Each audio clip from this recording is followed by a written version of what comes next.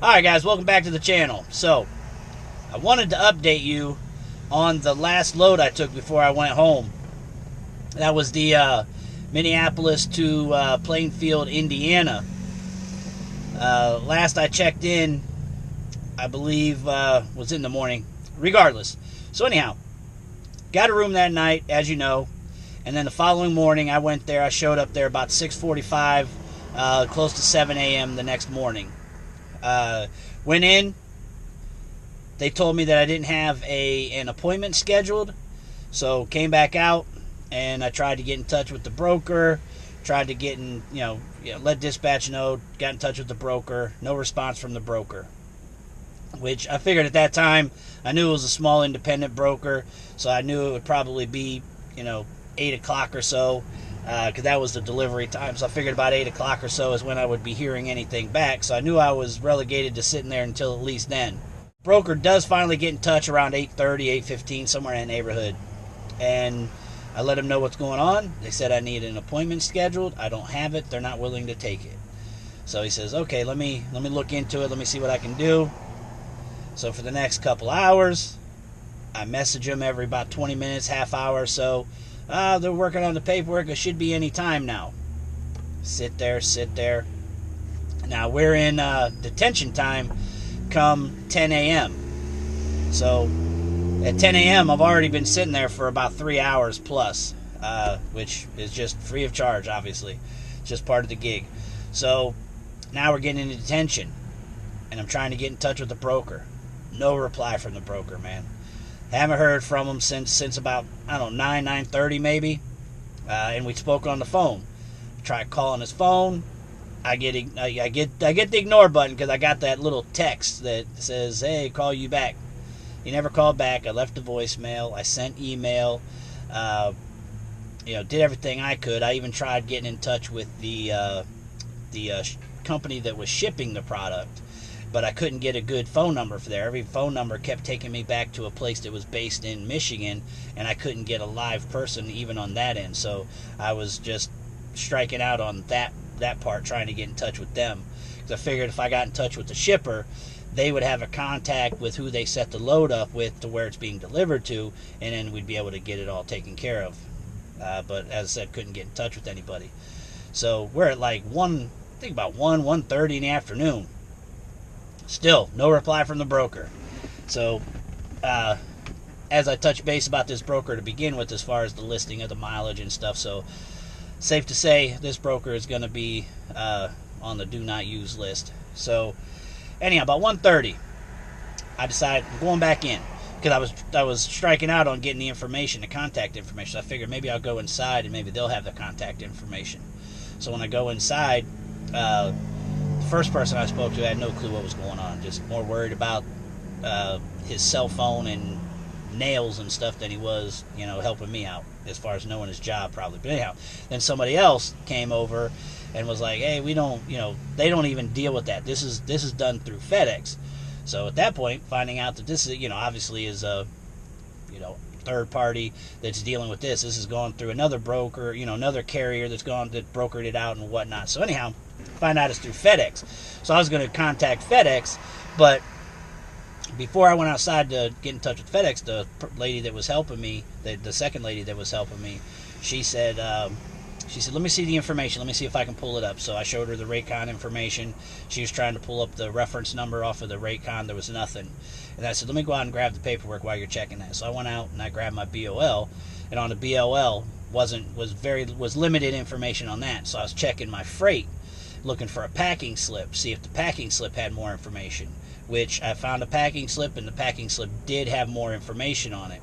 So when I went back inside with the paperwork, and the lady came back out and said, I'm not finding anything in the system for this.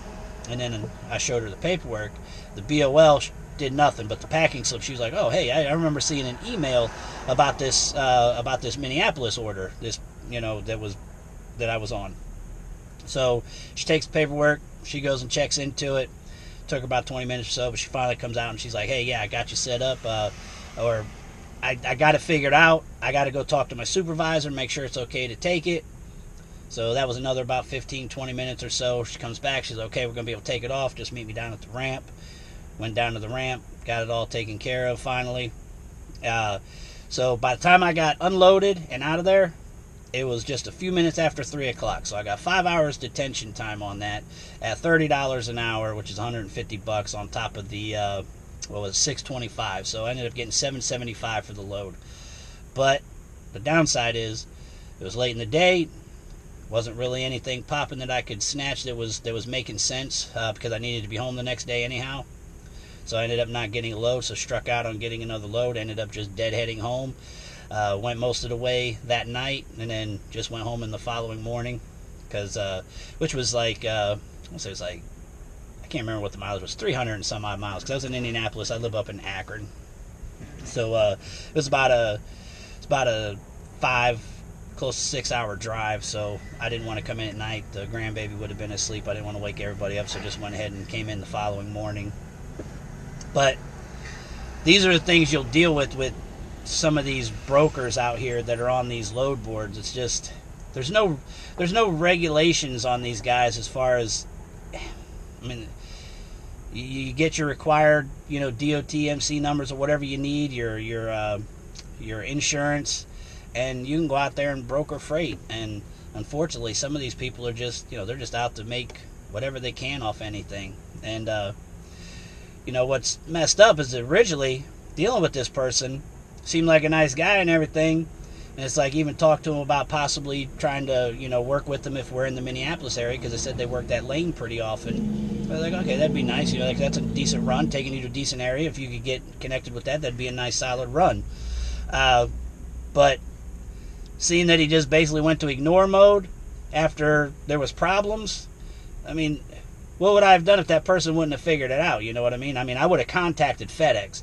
I would have gotten in touch with FedEx, and I think FedEx would have taken care of some things, and then he would have got involved again. But if I would have never known about FedEx or anything, I probably would have been sitting there. I would have probably had to figure out something on my own. The broker would have probably been like, oh, we'll pay you a layover. Would have tried to pay a generic-ass layover for the night, because on their rate cons, when you read it, it says for the detention for the vans, $30 an hour up to 8 hours, and then layover is like, I think it was $150, $175, but they said you can't do both.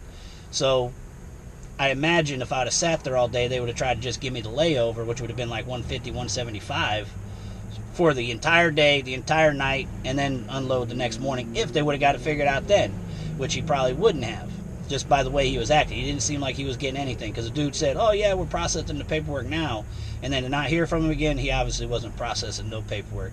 He probably had no clue what he was supposed to do on that end. He probably just left it up to us to figure out. That would be my guess, because to me, it's not very difficult to figure out what you got to do. I mean, you know how the process works. You got a shipper, you got a receiver, so obviously there's a sale set up at some point. There's some kind of shipment set up. Whoever the load was given to take care of the logistics of transporting it. I mean, that's the other thing. But again, shouldn't have been nothing. He should have had a contact for the original place where it was shipped from, or obviously his original broker, which who knows? Did he not want to call him because he was worried about looking like, oh, I messed this up, I don't want to mess this FedEx stuff up? I don't know. I don't know why he would ignore it. Just that's the part that don't make sense to me. It's the same thing with drivers. Whether you're a fleet driver, owner, operator, whatever you are, like, this industry is, just so much common sense. It's very fluid. It's not real rigid on how things are. Most of the people that are involved in this is just regular Joes, so it's not like you're talking to the governor or something, you know what I mean? It's just common sense. But yeah, that ended up being a shitload overall, but what can you do? You can't do much about it besides just not use them again.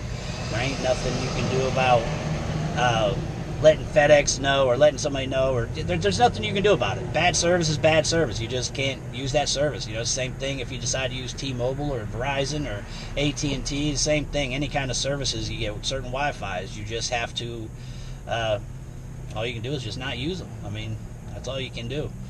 Put the word out there as best you can that, hey, this broker did this and it's shit. So if anybody knows of anything you can do with something like that, let me know. Maybe I just don't know about it. I'm not sure. So, but yeah, that's that. I just wanted to give you the update on that. ended up, as I said, $775 on that load. It was 644 miles loaded. Ended up sitting there for a total of, what, 8 hours, I believe. 8 hours sitting there, plus the room overnight and everything.